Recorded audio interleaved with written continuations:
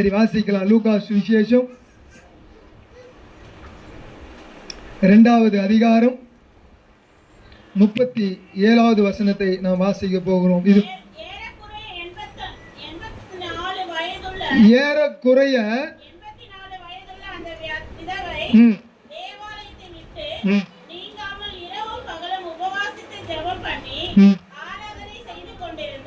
ஆராதனை செய்து கொண்டிருந்தால். அல்லேலூயா. எவ்வளவு வயசு?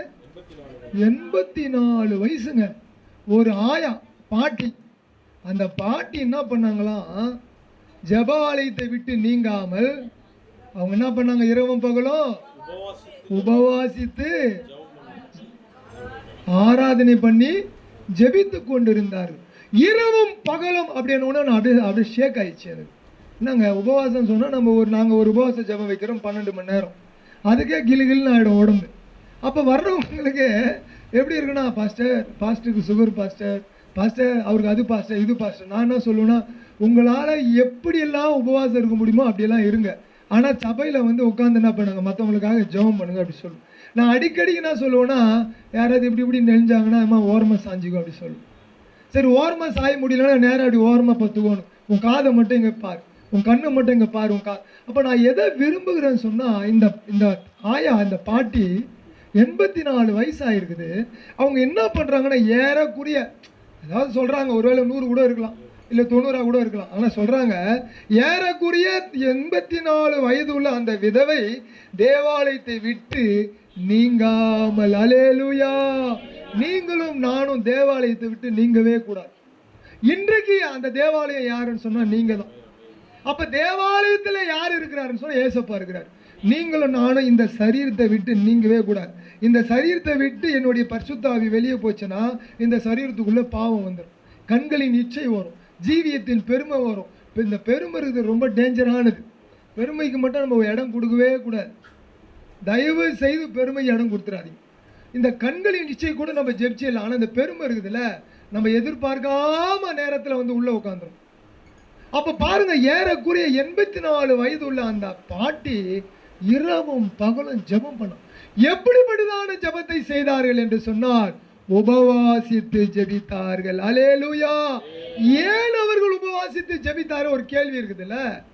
இன்னைக்கு நீங்களாம் உபவாச ஜெபத்துக்கு வந்திருப்பீங்க. எல்லாருக்கும் ஒரு ஜெப குறிப்பு இருக்கும். உங்களுடைய மனதிலே, உங்களுடைய எண்ணத்திலே, ஆண்டவரே என் வீடு கட்டணும், வாசல் கட்டணும், கல்யாணம் பண்ணணும், குடும்பத்தை நடத்தணும், ஃபீஸ் கட்டணும், அதை பண்ணணும், இதை பண்ணணும். எல்லாருக்கும் ஜெப குறிப்பு இருக்கு. அப்ப எல்லாருடைய தாட் என்னன்னு சொன்னா, உபவாசித்து ஜெபம் பண்ணணும். அதனால இந்த உபவாசத்துக்கு வந்துடும். அல்லேலூயா. காரணம் இல்லாம நம்ம உபவாசத்துக்கு வரல, காரணம் இல்லாம உபவாசத்துக்கு வரல. அப்ப காரணம் இல்லாமல் அந்த தாயார் கண்டிப்பா உபவாச ஜெபத்துல கலந்துன்னு இருக்க மாட்டாங்க. அப்ப 84 வயசு இருக்கிற அந்த ஆயாக்கு ஒரு காரணம் இருக்குது. அல்லேலூயா. அப்ப வந்திருக்கிற உங்களுக்கு எனக்கும் ஒரு காரணம் இருக்குது. இப்ப என் பையன் ஜெயசூர்யாவை கேட்டா அவன் ஒரு காரணம் சொல்லுவான், புதுசா ஒரு கார் வாங்கி தரணுன்ட்டு. அந்த எண்ணத்தோடயே வந்திருப்பான். இப்ப என் கூட ஒரு கார் எங்க அப்பா வாங்கி கொடுத்துருவாரு, ஒரு எண்ணம் இருக்கும். அந்த அம்மாவை கேட்டா ஏதோ எனக்கு 100 ரூபாய் எங்க அப்பா காசு கொடுப்பேன், ஒரு எண்ணம்.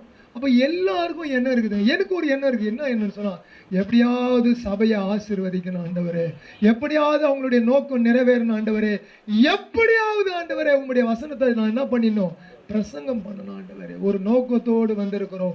இந்த உபவாச ஜெபத்திலே 3 காரியங்களை நாம் தெரிந்து கொள்ள வேண்டும். இந்த வயதான பாட்டி 3 காரியத்தை செய்தார்கள். முதலாவது உபவாசம், 2வது ஜெபம், 3வது ஆராதனை. எப்படி உங்க கிட்டார் ஏதாவது கையில் வச்சுன்னு ஆராதனை பண்ணியிருப்பாங்களா? இல்லை கலர் லைட் ஏதாவது போட்டு ஆராதனை பண்ணியிருப்பாங்களா? இல்லை ஒருவேளை எகிரி ஆராதனை பண்ணியிருப்பாங்களா? இல்லை இப்படி பண்ணியிருப்பாங்களா? இப்படி பண்ணியிருப்பாங்களா? எப்படி பண்ணியிருப்பாங்க ஆராதனைன்னு சொன்னால், முழு இருதயத்தோடு ஆராதனை பண்ணியிருப்பாங்க, முழு பலத்தோடு ஜெபித்து இருப்பாங்க, முழு சிந்தையோடு உபவாசித்து இருப்பார். உபவாசம் என்ன செய்யணும்னா, உங்களையும் என்னையும் தேவனோடு நெருங்கி வர நமக்கு உதவுகிறது உபவாசம்.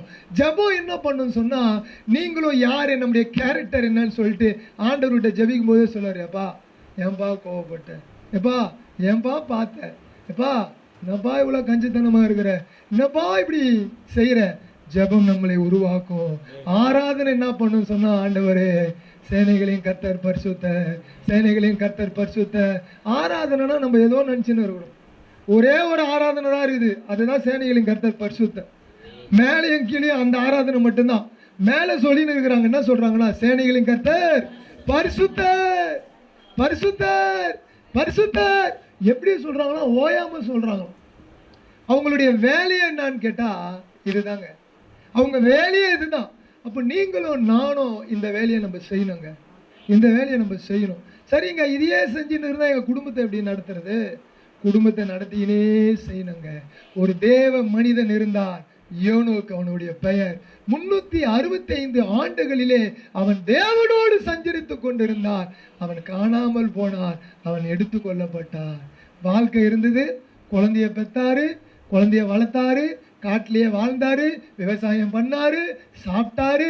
ஆனால் அவர் ஒரு காரியத்தை செய்தார், தேவனோடு சஞ்சரித்து கொண்டிருந்தார்.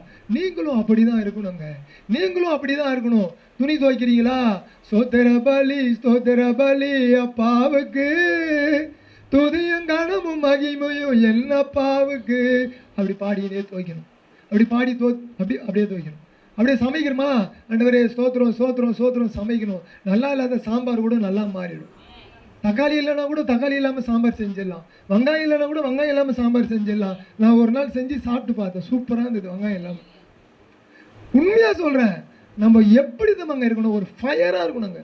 அப்போ இந்த 84 வயது கூட அந்த பாட்டிக்கு இருக்கிற அந்த அனுபவம் நம்முடைய வாழ்க்கையில் வந்தால் நமக்கு எவ்வளோ நல்லா இருக்கும்ல, எவ்வளோ நல்லா இருக்கும்ல. இப்போ தீர்மானம் பண்ணுங்க, ஆண்டவரே 84 வயசு இருக்கிற இந்த பாட்டியால் ஆண்டவரை உபவாசித்து ஜெபிக்க முடியும்னு சொன்னா, ஆராதனை பண்ண முடியும்னு சொன்னா நானும் பண்ணுவேன். அல்லேலூயா, என்னால முடியும், என்னாலேயும் முடியும் ஆண்டவரே. அந்த பாட்டி அம்மாவுக்கு யார் சோறு கொடுத்தாங்க தெரியாது, அந்த பாட்டி அம்மாவுக்கு யார் ட்ரெஸ்ஸு கொடுத்தாங்கன்னு தெரியாது. அந்த பாட்டி அம்மா எங்கே இருக்குதுன்னு மட்டும் சொல்லிட்டாங்க, ஜபத்தில் ஆலயத்திலேயே இருந்துதான். அப்போ அதுக்கு வீடு கூட கிடையாது. நமக்கு ஏசி இருக்குது, ஃபேன் இருக்குது, 4 டோர் இருக்குது, மொசைக்கு தரை இருக்குது, ஆனால் ஜெபிக்கிறது கிடையாது. நல்லா இவ்வளோ ஹைட்டில் பெட்டு இருக்குது, ஜெபிக்கிறது கிடையாது. இந்த பிரச்சனை, அந்த பிரச்சனை, இப்படி பிரச்சனை, அப்படி பிரச்சனை. எதுக்கு இந்த பிரச்சனைன்னு சொன்னால், எதுக்கு இந்த உபவாசம் சொன்னால், இந்த பிரச்சனை இருக்குதுல்ல, இந்த பிரச்சனையே பார்த்து நான் அமிழ்ந்து போகக்கூடாது. இந்த பிரச்சனை எதுக்குன்னு சொன்னால், இதை விட ஒருத்தவங்க பிரச்சனையில் இருப்பாங்க ரோட்டில், அவங்கள பேலன்ஸ் பண்ணணும்னா இந்த பிரச்சனையை வச்சு தான் பேலன்ஸ் பண்ண முடியும். 2 கத்தி 2 பேர்கிட்ட கொடுக்குறாங்க, ஒருத்தருக்கு நல்லா சண்டை தெரியும், ஒருத்தருக்கு சண்டையே தெரியாது. கத்தி தப்பா, சண்டை தெரியாது ஒரு தப்பா? சண்டை தெரியாதவர் தான் தப்பு. கத்தி ஷார்ப்பா இருக்குது, சண்டை போடாமல் போட்டாருன்னா கத்தி வெட்டிடும். அதே மாதிரி தான் நம்முடைய வாழ்க்கையில் வரக்கூடிய பிரச்சனைலாம் எதுக்குன்னு சொன்னால், அந்த பிரச்சனையை பிடிச்சி எதிரில் இருக்கிறவங்களுக்கு நம்ம அதை சொல்லி தரணும். கவலைப்படாதம்மா, வந்து பாரு. ஒரு அம்மா சொல்லுது, நீ என்ன பண்ணு, வந்து பாரு, நீ வந்து பாரு. பிலிப்ப சொல்றாரு, வந்து பாரியா, ரபிய வந்து பாரியா, போதகரை வந்து பாரியா, போதகரை பார்த்துருக்கிற வந்து பாரியா. இது சொல்லணும்னு சொன்னா நம்முடைய கண்கள் எப்படி இருக்கணும்னா உபவாச கண்களாக இருக்க வேண்டும். நம்முடைய செவி எப்படி இருக்கணும்னு சொன்னா ஆண்டவரை குறித்து தான் அதை கேட்டுக்கிட்டே இருக்கணும். கேட்கணும் கேட்கணும் கேட்கணும். ஊருக்கு அதெல்லாம் கேட்காதீங்க, வீணான வார்த்தைகளை கேட்காதீங்க, பேசாதீங்க. தயவு செய்து உங்கள் கால்களை பாதங்களை பிடித்து கேட்கிறேன், இயேசு சீக்கிரம் வரப்போகிறார். அல்லேலூயா. என்னங்க 2000 வருஷமா இதே தானே சொல்லினுக்கிறீங்க? 2000 வருஷமா சொல்லினுக்கிறேன். என் காலத்திலே உங்கள் காலத்திலே வந்து விட்டால் நீங்களும் நானும் போனோம்ல. அவங்க போறாங்களோ போகாம போறாங்களோ, நான் போனோம்ல, நீங்க போனோம்ல. ஒரு தைரியத்தோடு நாம் ஜெபிக்கணும், ஒரு தைரியத்தோடு உபவாசம் இருக்கணும், ஒரு தைரியத்தோடு நாம் ஆராதிக்கணும். யாரை குறித்தும் குறை சொல்லாதீங்க. எந்த நேரத்தில் வேணாலும் அவங்க போய் தேவ சமூகத்தில் உட்கார்ந்து அவங்க பாவத்தை அறிக்கை பண்ணி மேலே வந்துடும். நம்ம குறை சொல்லினே இருந்தோம்னா மாட்டிப்போம். குறை சொல்லாதீங்க, அது ஒரு டெவில் ஸ்பிரிட். மற்றவர்களை குறித்து குறை சொல்லுகிறது என்னது? Devil spirit. இந்த உபவாசத்தில் நீங்கள் ஒரு தீர்மானம் பண்ணுங்க, ஆண்டவரே நான் யாரை குறித்தும் ஆண்டவரே கர்த்தாவே குறை சொல்ல மாட்டேன். நான் எதுக்கு உபவாசம் இருக்கிறேன்னா, என்னுடைய குடும்பம் நல்லா இருக்கணும், நான் நல்லா இருக்கணும், என் தேசம் நல்லா இருக்கணும், ஜனங்கள் நல்லா இருக்கணும், ஜனங்கள் ரட்சிக்கப்படணும். 2 இடம் இருக்குதுங்க. இந்த 2 இடத்துக்கு தாங்க ஜனங்க போக முடியும். ஒன்று பரலோகம் இல்லைன்னா நரகம், ஒன்று பரலோகம் இல்லைன்னா நரகம். இந்த 2 இடத்துக்கு போகக்கூடிய ஜனங்களை நாம் தடுத்து நிறுத்த வேண்டும். பரலோகத்துக்கு போறவங்களை இன்னும் நாம் தயார் பண்ணணும். அவங்கள தயார் பண்ணி பரலோகத்துக்கு கொண்டு போகணும். நரகத்துக்கு போகக்கூடிய ஜனங்களை அங்கே போய் தடுத்து நிறுத்தணும். ஆண்டவரே, என் ஜனங்கள் என்ன பண்ணக்கூடாது, போகக்கூடாது. நீங்கள் தயவு செய்து சிந்திங்களேன், இந்த கையில் அடிபட்டு ஒரு புண்ணு வந்துச்சுன்னா இதுக்கு நம்ம பார்க்கறதுக்கு 4 பேர் நம்ம கூட இருந்தாங்கன்னா பார்த்துருவாங்க. பார்க்கறதுக்கே ஆள் இல்லைன்னா இந்த புண்ணு என்ன ஆகுனா கேன்சராக மாறிடும். இது அப்புறமா துர்நாற்றமாக அடிக்கும். இதுக்கப்புறமா நம்மளை யாருமே விரும்ப மாட்டாங்க. ஆனால் ஆண்டவர் இதெல்லாம் பார்க்காம எல்லாத்தையும் மன்னிச்சு நம்மளுக்கு முத்தம் கொடுத்து அவருடைய பிள்ளையாக மாற்றி கொண்டு வந்தா நம்ம போயிட்டு தேவையில்லாத பற்றியெல்லாம் பேசினோம். தேவையில்லாத ஜனங்களை பற்றி பேசாதீங்க, தேவையில்லாத ஊழியர்களை குறித்து பேசாதீங்க, தேவையில்லாத குடும்பங்களை குறித்து பேசாதீங்க. உங்களுடைய நேரத்தை திருடி விடுவோம். பிசாசு உங்கள் நேரத்தை திருடி விடுவோம். உபவாசத்தில் இருங்க, ஜபத்தில் இருங்க, ஆராதனையில் இருங்க. ஆராதனைன்னு சொன்னா நீங்கள் என்ன பாட்டு பாடுறீங்களோ அதுதான் ஆராதனை. நீங்கள் என்ன பாட்டு பாடுறீங்களோ அதுதான் ஆராதனை. புதுசாக பாட்டை நீங்களே பாடுங்க. பெர்க்மன்ஸ் ஐயா பாடினார்ல, அது ஆராதனை தானே. எத்தனையோ பரிசுத்தவான்கள் பாடினது ஆராதனை தானே. அப்போ உங்களுக்கு தெரிஞ்ச ராகத்தில் கண்ணா பின்னான்னு பாடுறதும் ஆராதனை தான். ஆண்டவர் என்ன பார்க்குறாருன்னா, என் பிள்ளை என்ன தேடுதா, என் பிள்ளை என்ன வாஞ்சியாக இருக்குதா, அவன் என் ஆண்டவர் சொல்கிறாரு, அவன் என் மேலே வாஞ்சியாக இருக்கிறபடினாலே அவனை நான் என்ன பண்ணுவேன், உயர்ந்த அடைக்கத்தில் வைப்பேன். வாஞ்சா இருக்கணும். இந்த உபவாச நாட்களிலே நமக்கு எப்படிப்பட்டதான எண்ணம் இருக்கணும்னா, ஆண்டவரே எனக்கு உங்கள் மேலே ஒரு வாஞ்சை இருக்குது ஆண்டவரே. I love you Jesus, I love you father, I love you Holy Spirit. Holy ஸ்பிரிட்டை விட்டுவே கொடுக்கக்கூடாது. மிக முக்கியமான ஒரு காரியத்தை சொல்கிறேன், உங்களை குறித்து உங்கள் குடும்பத்திலே சாட்சி சொல்ல யாரும் வரமாட்டாங்க. அல்லேலூயா. உங்களை குறித்தெல்லாம் யாரும் சொல்ல மாட்டாங்க. பருப்பு சரியில்லைனவங்க, சாம்பார் சரியில்லைனவங்க, துணி துவைச்சது சரியில்லைனவங்க, குடும்பத்துக்கு வாங்கிட்டு வந்து போட்ட பொருள் சரியில்லைன்னுவாங்க. சாட்சி ஒரு நாளும் சொல்லவே மாட்டாங்க. எப்போ தெரியுமா சாட்சி சொல்லுவாங்க? இந்த உலகத்தில் எல்லாரும் சொல்கிற ஒரே சாட்சி, செத்து போன பிறகு பெட்டியில் வைக்கிற பாரு, அப்போ வந்து சொல்லுவார், இவர் பெரிய ஆள், இவர் நல்லவர், இவர் வல்லவர், இவர் அப்படி, இவர் தாராள பிரபு அப்படின்னு சொல்லுவாங்க.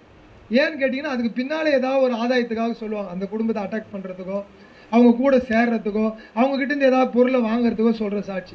ஒரு மனிதன் உயிரோடு இருக்கும்போது சாட்சி சொல்லவே மாட்டேன். இயேசுவை குறித்தே சாட்சி சொல்ல முடியலங்க. அப்போ எங்கே சாட்சி சொல்கிறாங்கன்னா, ஒருத்தன் எடுத்து சொருகிறான், சொருவிட்டு தண்ணியும் ரத்தம் வரும்போது சொல்கிறான், மெய்யாகவே இவர் நீதிமான். அல்லேலூயா. உங்களையும் என்ன குறித்து ஒரு சாட்சி இருக்குது. எப்போ தெரியுமா? இயேசு வருவார், அவர் நம்மை குறித்து சாட்சி சொல்லுவார். நம்மை குறித்து அவர் சாட்சி சொல்லுவார். இவளுக்கு 7 புருஷன் தானே, இப்படி தான் இந்த உலகம் சாட்சி சொல்லும். இவன் திருடன் தானே, அப்படி தான் சாட்சி சொல்லும். இவன் கள்ளன் தானே, அப்படி தான் சாட்சி சொல்லும். ஆனால் உங்களை குறித்தும் என்னை குறித்தும் ஆண்டவர் சாட்சி சொல்ல போகிறார். எப்படிப்பட்டதான சாட்சின்னு சொன்னால், உபவாசத்தில் உட்காந்து நீங்கள் கண்ணீர் விடுங்க, மற்றவங்களுக்காக அழுவுங்க, மற்றவங்களுக்காக கொடுங்க, மற்றவங்களை நேசிங்க, மற்றவங்களை அரவணிங்க, மற்றவங்களுக்காக நீங்கள் எதை செய்கிறீங்களோ அதை இயேசுவுக்காக நாம் செய்தோம். அல்லேலூயா. மற்றவங்களுக்காக ஜெபித்தால் இங்கே கணக்கு இருக்குது. இந்த கண்ணீர் இருக்குதுல்ல, இந்த மாதிரி டப்பா இருக்குது அங்கே, இந்த துருத்தியில் அவர் என்ன பண்ணுறாரா, கண்ணீரை அப்படியே வச்சிருக்குது. நீங்கள் யோசிச்சு பாருங்களேன், இவ்வளோ கண்ணீரை விடுறதுக்கு எப்படி ஒரு 10 வருஷம் ஆகாது?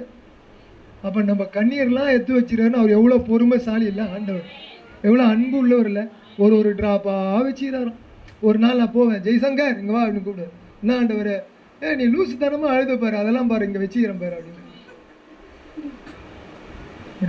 எவ்வளோ அன்பு உள்ளவர் இல்லை. லூசுத்தனமாக அழுததுக்கு, தேவைக்கு அழுததுக்கு, ஆத்துமாக்களுக்காக அழுததற்கு, எல்லாவற்றுக்கும் என் ஆண்டவர் கணக்கு வைத்திருக்கிறார். நாம் யாரையும் பார்க்கக்கூடாது.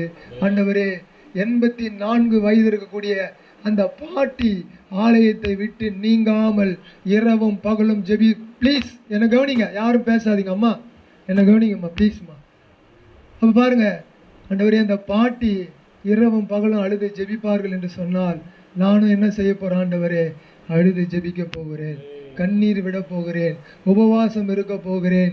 இயேசு ரட்சகரை என் கண்கள் பார்க்க போகிறது. இயேசு ரட்சகர் மணவாளன் வரப்போகிறார். ஆண்டவரே, அவரோடு கூட நான் பறந்து போக போகிறேன். நான் ஆண்டவரே இந்த தேசத்தில் ஆத்துமாக்களை சம்பாதிக்க போகிறேன். என்னுடைய பெயர் புகழ் எல்லாம் மேலே இருக்குது. என் பெயர் புகழ் பந்தா இதெல்லாம் ஒன்றுமே இல்லைங்க. யாருக்கிட்ட பந்தா காட்டினாலும் வேஸ்ட். இயேசுக்கு முன்னால போய் நீ நில்லு, அவர் தான் உன்னுடைய பந்தா, அவர் தான் நம்முடைய ஹீரோ, அவர் தான் நம்முடைய கடவுள், அவர் தான் நம்முடைய தகப்பன், அவர் தான் நம்முடைய தாய். ஒரு தாய் தேற்றுவதை போல தேற்றுகிறான். எத்தனையோ தாய், தவறா நினைக்காதீங்க, நான் எத்தனையோ அனாதை குழந்தைகளை போய் பார்க்கிறேன். என்னப்பா நாங்கள் எல்லாம் அங்கிள், அம்மா விட்டு போயிட்டாங்க, அப்பா விட்டு போயிட்டாங்க. ஆனால் என் தேவன் இயேசு ஒரு நாளும் நம்மை விடவே மாட்டார். ஒரு இமைப்பொழுது கூட உன்னை கைவிட மாட்டேன். ஹோலி ஸ்பிரிட், அவர் அன்புள்ள தேவன். அந்த தெய்வத்துக்கு முன்னாலே இந்த உபவாச நாளை நாம் ஒப்பு கொடுக்க வேண்டும். அது மாத்திரமல்ல, அடுத்ததாக 1 தீமோத்தேயு 5வது அதிகாரம் 5வது வசனத்தை நாம் வாசிப்போம். ஓ ரிபாலா ஷாக்கா ரபாலாபா 5:5 உத்தம விதவையாய் இருந்து, வாசிங்க, உத்தம விதவையாய் இருந்து தனிமையாய் இருக்கிறவள் தேவனிடத்திலே நம்பிக்கை உள்ளவளாய் இரவும் பகலும் வேண்டுதல்களிலும் ஜெபங்களிலும் நிலைத்திருப்பாள். அல்லேலூயா. முன்னால சொன்ன அந்த விதவை ஏன் நிலைத்திருக்கிறாங்கன்னு சொன்னா, அந்த விதவைக்கு நான் ஒரு டைட்டில் கொடுத்தேன், அந்த விதவை உத்தம விதவை. அல்லேலூயா. இன்னைக்கு ஏன் விதவைங்க, உத்தம விதவைங்க ஜெபத்துல இருப்பாங்க. உத்தம விதவைங்க ஊர்கதையை பேச மாட்டாங்க. உத்தம விதவைங்க அக்கத்துல பக்கத்துல இருக்கிறவங்களுடைய பிரச்சனையை பேச மாட்டாங்க. உத்தம விதவைகளுக்கு ஒரு பாரம் இருக்கும், ஒரு தரிசனம் இருக்கும், ஒரு எண்ணம் இருக்கும், ஒரு ஏக்கம் இருக்கும். எப்படின்னு கேட்டா, என் அக்கத்தை வீடு ரட்சிக்கப்படணும், என் பக்கத்து வீடு ரட்சிக்கப்படணும், என் தூரத்தில் இருக்கிறவங்க ரட்சிக்கப்படணும், என் ஜனம் ரட்சிக்கப்பட வேண்டும். அப்போஸ்தலனாகிய பவுலுக்கு ஒரு பாரம் இருக்கிறது, எப்படியாவது இஸ்ரவேல் ஜனங்கள் ரட்சிக்கப்பட வேண்டும். அல்லேலூயா. உங்களுக்கும் எனக்கும் ஒரு பாரம் இருக்குதுங்க, உங்களுக்கு எனக்கு ஒரு பாரம் இருக்குது. உத்தம விதவைகள் எப்படிப்பட்டவங்கன்னு சொன்னா ஜெபத்தில் இருப்பாங்க. அவங்களை குறித்து எழுதியிருக்குது பாருங்க, தனிமையா இருக்கிறவள். அந்த உத்தம விதவை எப்படி இருப்பானா, தனிமையா இருந்து ஆண்டவரோடு பழகி அவரோடு சமாதானமா இருந்து இரவும் பகலும் ஜெபித்து கொண்டே இருப்பாள். ஆகவே இந்த 84 வயது அந்த பாட்டி ஒரு உத்தம விதவை. அல்லேலூயா. இன்றைக்கும் உத்தம விதவைகளாய் நீங்கள் இருப்பீர்கள் என்று சொன்னால், யாராவது வெளியே உள்ளே உத்தம விதவைகளாய் நீங்கள் இருப்பீர்கள் என்று சொன்னால், உங்கள் ஜெபத்தை ஆண்டவர் கேட்கிறார், உங்கள் உபவாசத்தை ஆண்டவர் பார்க்கிறார், உங்களுடைய ஆராதனையை ஆண்டவர் பார்க்கிறார், உங்களுக்கு ஒரு பெயரை சூட்டுகிறார், நீ உத்தம விதவை. அல்லேலூயா.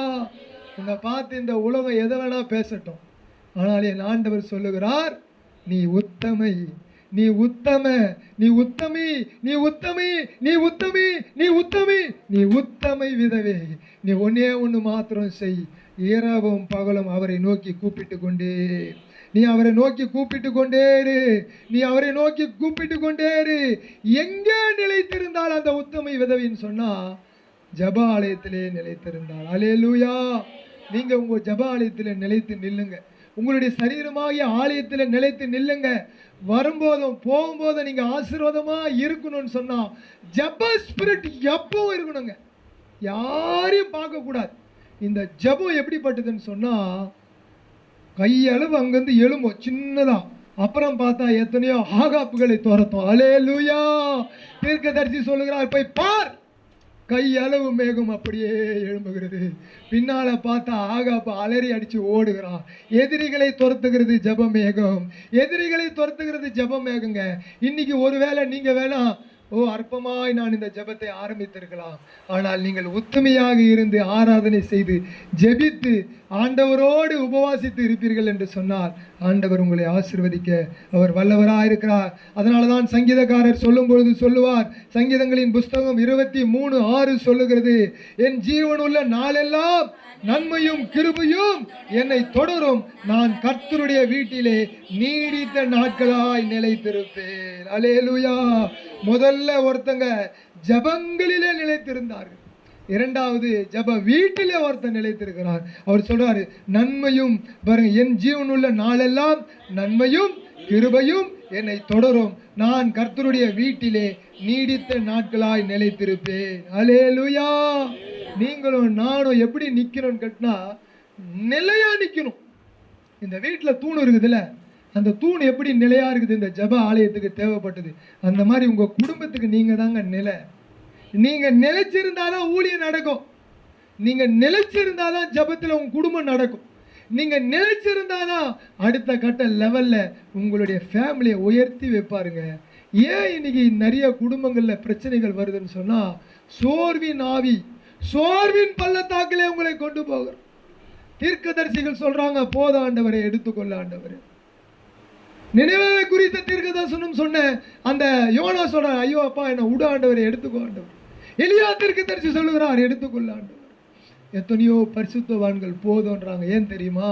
அவங்களுக்கு அந்த சோர்வு வந்துச்சு. சோர்வை மாத்திரம் நீங்க என்ன பண்ணாதீங்க, இடம் கொடுக்காதீங்க. 3 விதமாய் சோர்வை துரத்தலாம். முதலாவது உபவாசத்திலே துரத்தலாம், இரண்டாவது ஜபத்திலே துரத்தலாம், மூன்றாவது ஆராதனையிலே துரத்தலாம். உடனடியாய் சோர்வை துரத்த வேண்டும் என்று சொன்னால் ஒரே ஒரு ஆயுதம், முதல் ஆயுதம் ஆராதனை. ஆராதனை நீங்க செஞ்சு பாருங்களேன், சோர்வின் ஆவி உங்களை விட்டு போயிடும். எப்பொழுதும் பிசாசு உங்கள் சிந்தனையை சோர்வுக்குள்ளே கொண்டு போக நினைத்து கொண்டே இருப்பான். அவன் யாரையாவது விளங்கணும், யாரையாவது முழுங்கணும், யாரையாவது ஒன்றும் இல்லாமல் ஆக்கணும்னு சொல்லி உங்களை சுற்றி வகை தேடிக்கொண்டே இருப்பான். அவனுடைய நோக்கம் எல்லாம் என்னன்னு சொன்னா வயசு கிடையாது. அல்லேலூயா, அல்லேலூயா. அம்மா என்னை கவனிங்கம்மா, சிஸ்டர் ப்ளீஸ் என்னை கவனிங்க, நான் உங்களுக்காக தான் வந்திருக்கிறேன், என்னை கவனிங்க. என்னை பார்த்தீங்கன்னா தான் தேவ செய்தி உங்களுக்கு வரும். அப்போ என்னன்னு கேட்டிங்கன்னா, நீங்கள் அங்கே விளையாடுறதுனால எனக்கு இங்கே டிஸ்டர்ப் ஆகுது. அப்போ என்னன்னா, ஆண்டவர் என்ன பண்ணுவார்னு சொன்னால் உத்தமியை பார்க்கிறார். ஆண்டவர் நம்மை பார்க்கிறார், ஆண்டவர் நம்மை பார்க்கிறார். தயவு செய்து நீங்கள் ஜெபத்தில் நில்லுங்க, உபவாசத்தில் நில்லுங்க. எத்தனையோ மெசேஜ் கேட்ட இதெல்லாம் ஒரு மெசேஜா அப்படின்னு நம்ம நினைக்கக்கூடாது. நான் என்னுடைய ஊழியக்காரன், நான் இந்த மெசேஜில் எப்படி கற்றுக்கணுன்னா, ஒரே ஒரு நாள் கூட எங்கள் டீச்சரையும் எங்கள் ஊழியக்காரையும் நான் கண்ணு திருப்பவே மாட்டேன். எங்கள் பசங்களுக்கு நான் சொல்லி கொடுத்த ஒரே ஃபார்முலா, நீ ஹோம்ஒர்க் எழுதுறியோ எழுதாமல் போறியா அது தேவையில்லை, ஆனால் டீச்சரை விட்டு உன் கண்ணை திருப்பாது. டீச்சரை விட்டு கண்ணை திருப்பினீங்கன்னா அடுத்ததாக போயிடும்.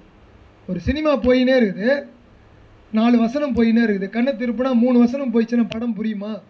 அந்த மாதிரி தான் ஊழியமும், அது மாதிரி தான் வசனமும், அது மாதிரி தான் ஆராதனையும், அது மாதிரி தான். 1 இன்ச்சு நீங்கள் திரும்பிட்டீங்கன்னா உங்களுக்கான ஆசீர்வாதத்தை நீங்கள் இழந்துருவீங்க. ஒரே ஒரு வார்த்தை தான் வரும். 1000 வார்த்தைலாம் மெசேஜில் கொடுக்க மாட்டார் ஆண்டவர். 1 வேர்ட், ஒரே ஒரு வார்த்தை. அந்த வார்த்தையை நீங்கள் பிடித்து கொண்டால் இந்த வருடத்தில் உங்களை காப்பாற்ற அந்த வார்த்தை உதவும். அல்லேலூயா. அப்போ ஆண்டவர் யாரை தேடுறாருன்னு சொன்னா உத்தமியை தேடி கொண்டிருக்கிறார். நீங்களும் நானும் உத்தமி.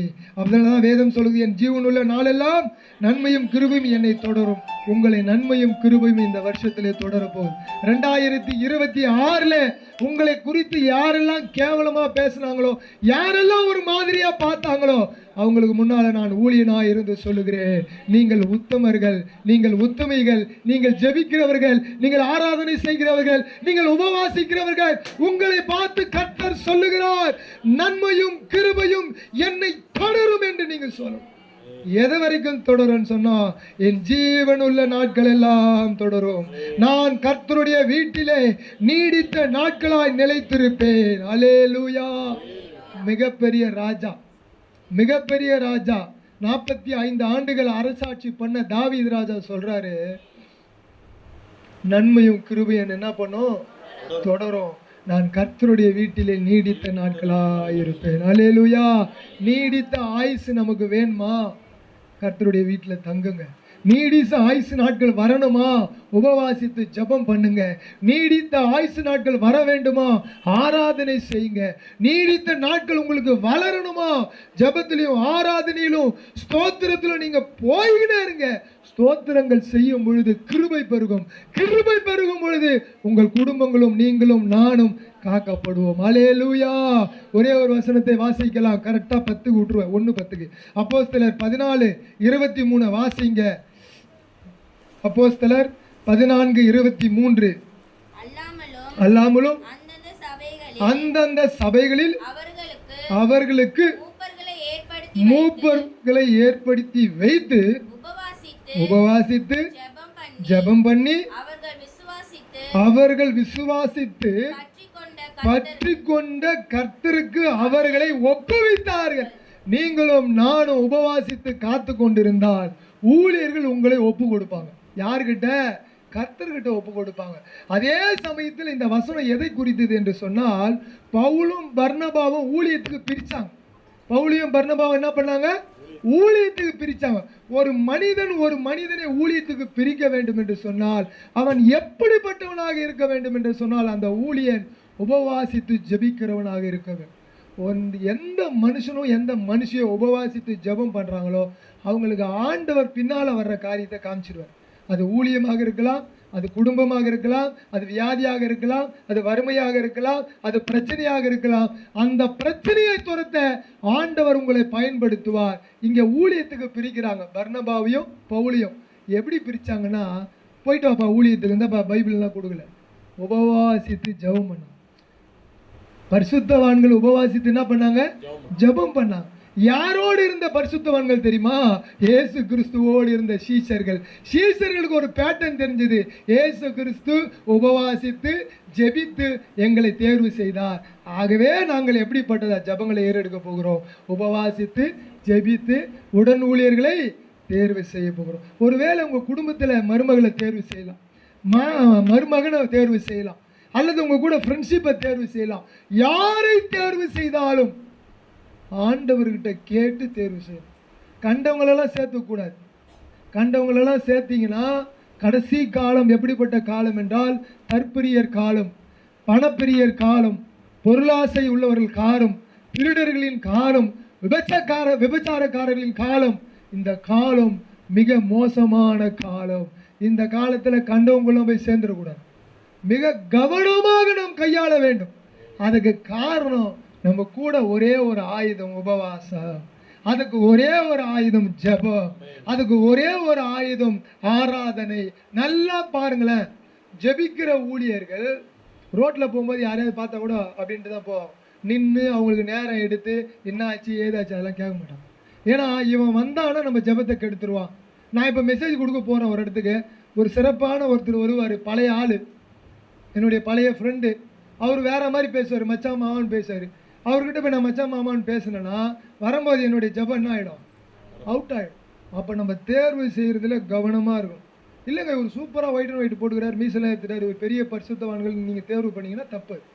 நம்முடைய தேர்வு எப்படி இருக்கணும்னா உபவாசத்திலும் ஜெபத்திலும் ஆராதனையிலும் நின்று தேர்வு பண்ணும். ஆண்டவர் சொல்லுவார், இந்த நேரத்தில் இவங்க கிட்ட பேசு, உடனே ஃபோன் பண்ணும், எப்படி இருக்கீங்க பாஸ்டர், எப்படி இருக்கீங்க பிரதர். அப்போ அவர் உடனே சொல்லுவார், ஒரு தேவைக்காக இருப்பார், அந்த தேவையை நம்ம ஜெபிக்கணும். அல்லேலூயா. ஜெபம் எப்படிப்பட்டது தெரியுமா? தேவைகளை ஆண்டவர் உங்ககிட்ட சொல்லுவார், நீங்க ஜெபிக்கணும். அதுதான் ஜெபம். ஜெபம் ரொம்ப அற்புதமானதுங்க. யாருன்னு தெரியாது. கொர்நேலியு பேதுருக்கு தெரியாது.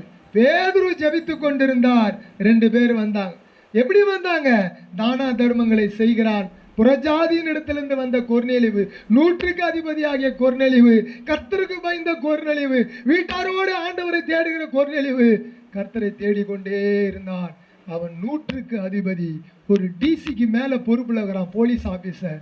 அந்த ஆபீசரு இந்த மாதிரி ஜனங்களெல்லாம் கூட்டி தான தர்மங்களை செய்து ஜெபித்து கொண்டிருந்தான். இந்த உலகத்திலேயே சுவிசேஷம் மேல இருந்து வந்த ஒரே ஒரு கேரக்டர் யாருக்குன்னு சொன்னா அந்த 100க்கு அதிபதி கொர்நேலியுக்கு மட்டும்தான். சுவிசேஷமே வந்துச்சுங்க.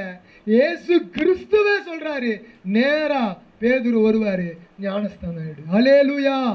எனக்கெல்லாம் நேரா வரல, ஏதோ ஒரு சண்டே கிளாஸ்ல இருந்து வந்தது, ஏதோ ஒரு ஊழியக்காரமா கிட்ட இருந்து வந்தது, ஏதோ ஒரு அக்கா கிட்ட இருந்து வந்தது. உங்களுக்கும் அப்படிதான் வந்தது. ஆனால் கொர்நேலியுக்கு பரலோகத்திலிருந்து டைரக்டா வந்து. அப்ப நீங்களும் நானும் ஜெபத்திலே இருக்க வேண்டும். அல்லேலூயா. ஒரே ஒரு வசனம் வாசிக்கலாம், முடிச்சிடலாம். சங்கீதங்களின் புஸ்தகம் 37:5 சொல்லுகிறது, உன் வழியை கர்த்தருக்கு ஒப்புவித்து அவர் மேல் நம்பிக்கையா இரு, அவரே காரியத்தை வாய்க்க பண்ணுவார். அல்லேலூயா. உங்களுடைய எந்த காரியமா இருக்கட்டும், மறுபடியும் சொல்றேன், கிட்னியில கல் இருக்குதா, பயப்படாத. இன்னைக்கு இயேசுவின் தழும்புகளால் உங்கள் கிட்னியில இருக்கிற கல் குணமாக போகுது. ஓ, உங்களுக்கு அல்சரா, பயப்படாத. இயேசுவின் நாமத்தினாலே அந்த அல்சர் உங்களை விட்டு நீங்க போகுது. உங்களுக்கு மிக மிக மிக முடியவே இல்லை ஆண்டவரே, என்னால் தூங்க முடியல ஆண்டவரே, வயசாகி போச்சு ஆண்டவரே, அதனால எனக்கு தூக்கம் வரல. இல்லை இல்லை இல்லை இல்லை, இன்னைக்கு உங்களுடைய பிரச்சனை தீரப்போகுது. நான் இயேசுவின் நாமத்தினாலே நான் சொல்லுகிறேன், கர்த்தருடைய நாமத்தினாலே நான் வந்திருக்கிறேன். இயேசுவின் நாமத்தினாலே உன் வழியை கர்த்தருக்கு ஒப்புவித்து விடு. அவர் மேல் நம்பிக்கையாயிரு. அவரே காரியத்தை இன்றைக்கு வாய்க்க பண்ண செய்ய போகிறார். நீ இந்த ஜெபத்திலே வந்திருக்கிறார், அப்படியே முழங்கால் படியிடுவோம். நீங்க இருக்கிற இடத்துல எப்படி இருக்கிறீங்களோ அப்படியே ஆண்டவரே இயேசுவே, எங்கள் வழிகளை உமக்கு நாங்கள் ஒப்பு கொடுக்கிறோம் அப்பா. இந்த நாளிலே கர்த்தாவே ஒரு ஜெப மேகம் இறங்கட்டும். 84 வயது இருக்கக்கூடிய அந்த பாட்டி உபவாசித்து ஜெபித்து ஆராதனை பண்ணினதை போல நாங்கள் இந்த வேளையிலே ஜெபிக்கிறோம் ஆண்டவரே. உத்தம விதவையா இருக்கிறவள் எப்பொழுதும் ஜெபிப்பார். உத்தம விதவையா இருக்கிறவள் எப்பொழுதும் உபவாசிப்பார். உத்தம விதவையா இருக்கிறவள் எப்பொழுதும் ஆராதிப்பாள் ஆண்டவரே. இந்த நாளிலே நாங்கள் ஆராதிக்க வந்திருக்கிறோம் அப்பா. இந்த நாளிலே எங்கள் ஜனங்களை நான் ஆசீர்வதிக்கிறேன். இவர்களை விட்டு ஆண்டவரே பிரச்சனைகள் தீரட்டும். இவர்களை விட்டு போராட்டம் தீரட்டும். இவர்கள் வெளியே சொல்ல முடியாமல் தவிக்கிற எல்லா பிரச்சனையின் மேலே இயேசுவின் நாமத்தினால் நான் கட்டளை கொடுக்கிறேன் ஆண்டவரே. ஐ கமாண்டிங் லார்ட், இயேசுவின் நாமத்தினாலே வெளியே சொல்ல முடியாமல் உள்ள ஆண்டவரே ஆண்டவரே உடைந்து கொண்டிருக்கிறது அப்பா. இந்த பிரச்சனைகள் எல்லாம் இயேசுவின் நாமத்தினாலே இல்லாமல் போவதாக. என் தேவனே, நீர் செய்ததுக்காய் நன்றி.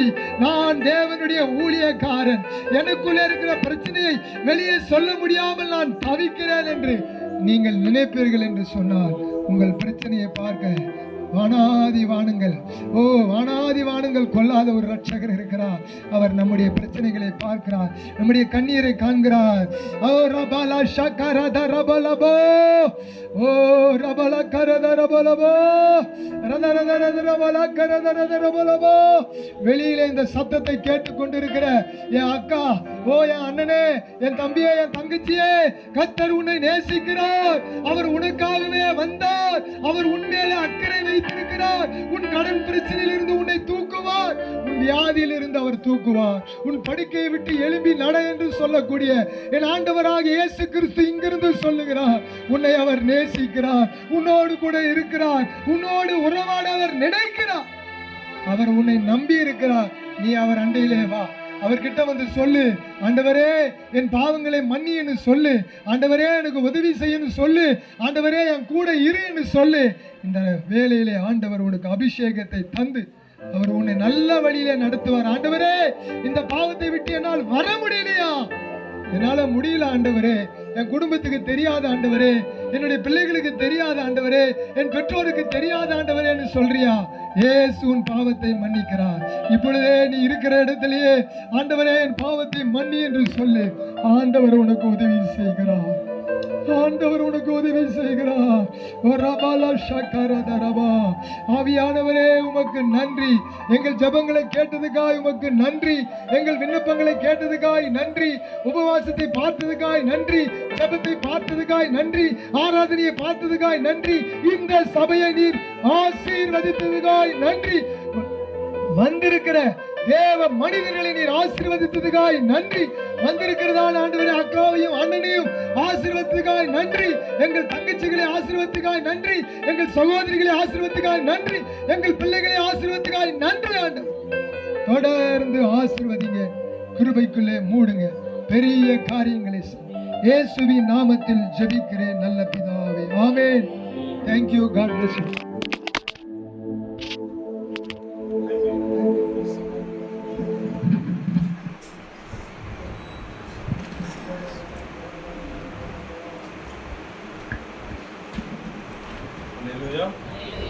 கர்த்தர் நல்லவர். ஆமென். எவ்வளோ ஒரு ஜெபத்தை குறித்து எவ்வளோ அருமையாக எடுத்தார் பார்த்தீங்களா? எல்லாரும் ஜெபிக்கிறோம், ஆராதிக்கிறோம், உபவாசிக்கிறோம். ஆனால் உத்தம இந்த விதவை போல நம்ம பண்ணுறோமா? கொஞ்சம் யோசிக்கணும். நம்ம நிதானிக்கிறதுக்கு தான் இன்னைக்கு தேவன் நம்மளோட கூட பேசிக்கிறார். ஹல்லேலூயா. ஏன்னா நம்ம வந்து இந்த ஏன் அந்த வேதத்தில் பார்த்தீங்கன்னா வயசெல்லாம் ஏன் குறிப்பிட்டு சொல்லுங்க பார்க்கலாம். எனக்கு வயசாகிடுச்சு, என்னால் முடியலன்னு யாருமே சொல்லவே முடியாது. எத்தனை வயசு அந்த அம்மா? எல்லாத்துக்கும் பாருங்க 80. ஏன் பர்டிகுலராக வேதத்தில் இதெல்லாம் குறிப்பிடப்படுதுன்னா நம்மளாம் வந்து இன்னும் கொஞ்சம் நம்ம பலப்படணும் தான். ஓகேவா? இது ரொம்ப பிடிச்சது என்ன தெரியுமா? மற்றவங்களுக்காக அதை ஜெபிக்கணும். அதுதான் உண்மையான உத்தம ஜெபம். எத்தனை பேருக்காக விசுவாசிக்கிறீங்க? நீங்கள் எல்லாம் நமக்காக வந்திருப்போம். எல்லாருக்குள்ளேயும் எழுதிய ஒரு தேவையோட கூட வந்திருப்போம். ஆனால் உத்தம ஜெபம்ன்றது இது பாருங்க, மற்றவங்களுக்காக நீ ஜெபிக்கும் போது அது நிச்சயமா தேவன் சீக்கிரமா கேட்கிறாரு. எத்தனை பேர் விசுவாசிக்கிறீங்க? இந்த 84 வயது இந்த அம்மா பாட்டிமா என்ன பண்ணிருப்பாங்க? அந்த வயதான காலத்தை தனக்காக ஜெபிச்சிருப்பாங்களா? தனக்காக ஜெபித்துக்கு என்ன இருந்திருக்கு? அடுத்த வசனமே அதை வெளிப்படுத்து பாருங்க. லூக்கா 2ல என்ன அருமையா சொல்லப்படுது பாருங்க. இஸ்ரவேலின் மீட்புண்டாக காத்திருந்த யாவருக்கும் யாரை குறித்து புகழ்ந்தாங்க? அந்த கர்த்தரை குறித்து புகழ்ந்து பேசினாங்க. அந்த வசனத்தை வீட்டுல போய் வாசிங்க. அந்த ஜெபத்துல ஒரு சுயநலம் இல்லை. நீ வாசிமா. அவளும் அந்நேரத்திலே வந்து நின்று கர்த்தரை புகழ்ந்து ஆமென். எருசலேமிலே மீட்புண்டாக காத்திருந்த யாவருக்கும் அவரை குறித்து பேசினாள். பாத்தீங்களா?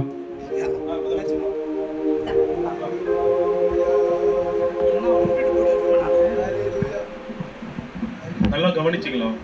அதனால இன்னைக்கு நமக்கு ஜெபத்தை குறித்து கடவுள் சொல்லி கொடுத்துருக்காரு. எத்தனை பேர் விசுவாசிக்கிறீங்க?